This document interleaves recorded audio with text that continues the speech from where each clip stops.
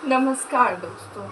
आज हम संविधान की उद्देशिका को पढ़ेंगे और मैं कुछ ट्रिक्स आपको बताऊंगी जिससे हम संविधान की जो उद्देशिका है, जिसे हम प्रेमबल कहते हैं, उसे ईज़िली तरीके से याद कर पाएँ। और मेरे पास कुछ इजी मेथड है इसको याद करने के लिए, तो आइए चलिए देखते हैं कैसे हम इसे याद कर सकते हैं। तो सबसे पहले इसे पूरा याद करते हैं। कुछ बच्चे होते हैं क्या करते हैं कि प्रेमबल को पूरा याद करने लगते हैं, लेकिन प्रेमबल को पूरा याद करने की जगह हम अगर इसे कुछ 4 पार्ट्स में डिवाइड कर दें, सवालों में कन्वर्ट कर दें, तो इसे याद करना हमारे लिए इजी हो जाता है।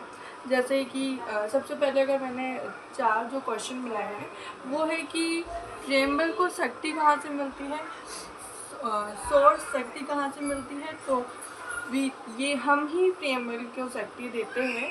We the people of India, किसने दी है ये प्रेमबल को शक्ति? तो हमने दी है। तो first of all we the people of India, हम भारत के लोग।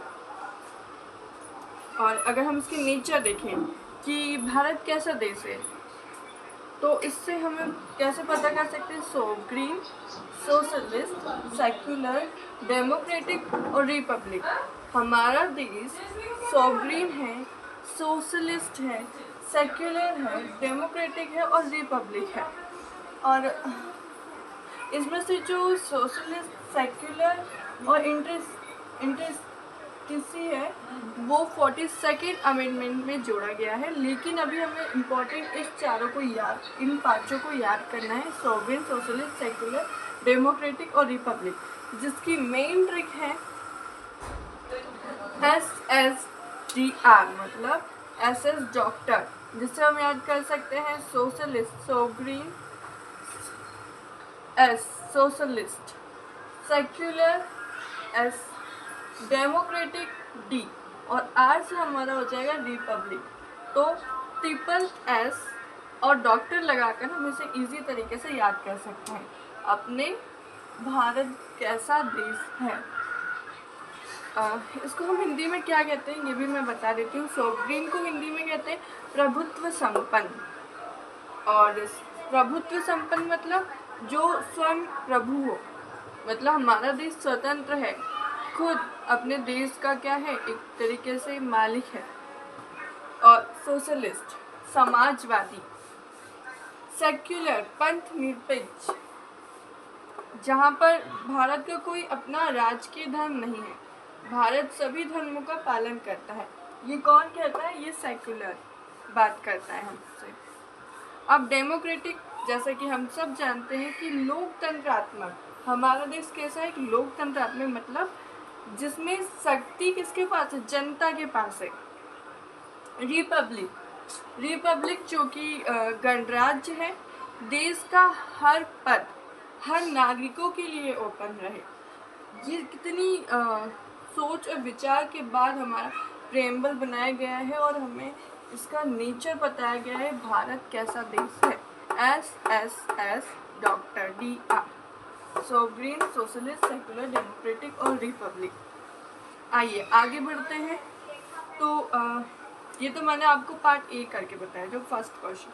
सेकेंड ट्रिक अगर देखें आगे के लिए, तो जैसे जलेबी होता है, JLEF, जस्टिस, जिसमें हम ऑब्जेक्टिव अगर देखें, हमारे प्रेमबल का ऑब्जेक्टिव क्या है, मकसद क्या है? हर चीज़ को बनाने का एक ना एक मकसद होता है, तो हमारी प्रेमबल को बनाने का भी कोई मकसद होगा। तो देखते हैं, जस्टिस, लाइबिलिटी, इक्वलिटी, फर्टिलिटी, जो कि न्याय है। न्याय कहाँ मिला है हमें? सोशल, इकोनॉमिक और पॉलिटिकल, इन 3 चीज़ों में हमें न्याय मिला है, जस्टिस मिला है। ठीक है, जस्टिस हमें किस चीज़ में मिला है? तो सोशल में मिला है, इकोनॉमिक में मिला है और पॉलिटिकल में, इसमें हमें मिला है जस्टिस। अब हम देखते हैं कि हमें स्वतंत्रता, लाइबिलिटी उसमें मिली है। तो स्वतंत्रता हमें मिली है thought expression, belief, faith, worship, इन सब चीज़ों के लिए हमें लाइबिलिटी मिली है। अब हम इक्वलिटी देखें, इक्वलिटी क्या होता है? समानता। तो हमें समानता मिली है, ये तो सभी जानते हैं। जैसे कि स्टेटस और अपॉर्चुनिटी जो भी मिलेगी वो सबको इक्वलिटी से मिलेगी, तो हमें इक्वलिटी मिली है। और बंधुत्व, जिसे हिंदी में कहते हैं बंधुत्व, ये डिग्निटी और यूनिटी बनाए रखने के लिए, बंधुत्व मतलब भाईचारा बनाए रखने के लिए, यूनिटी बनाए रखने के लिए, ताकि हमारे देश का बंटवारा ना हो और सब एक बन के एक मुट्ठी की तरह बनकर अपने देश की रक्षा करें और इसके विकास में अपना योगदान दें। अब कुछ इजी मेथड देखते हैं कि और किस तरीके से हम अपने जो कॉन्स्टिट्यूशन है उसका प्रेम्बल याद कर सकते हैं। तो पहला जो देखा जाए तो ऑडियो रिकॉर्डिंग करके, क्योंकि सुनकर भी हमें कोई चीज़ को अपने माइंड में बिठा सकते हैं। सेकंड, इजी कीवर्ड, वो कीवर्ड जो मैंने अभी आपको बताया आप ऐसे भी याद कर सकते हैं विजुलाइज करके। और हम सबका सबसे प्यारा तरीका जो हमें बचपन से बताया गया है वो लिखकर, कि हम लिखकर भी अच्छे से याद कर सकते हैं। कुछ इम्पोर्टेंट फैक्ट देख लेते हैं जल्दी से। तो जो मैंने पहले ही बता चुका है कि 42nd अमेंडमेंट में 3 शब्द जोड़े गए हैं।